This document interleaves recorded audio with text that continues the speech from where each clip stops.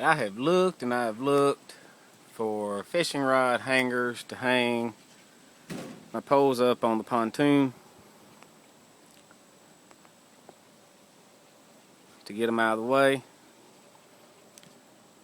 And this is actually a towel rack that hangs on the back of a door that I just twisted the hooks to hold the poles. Each rack was $1, so a total of $2, and I got an entire rack to hold 6 fishing poles.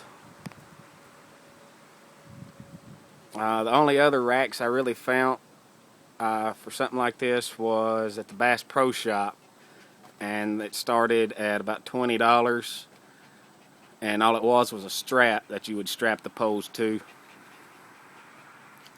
This is much simpler. This is easy to take down, just a hook that sits over the pole on the boat.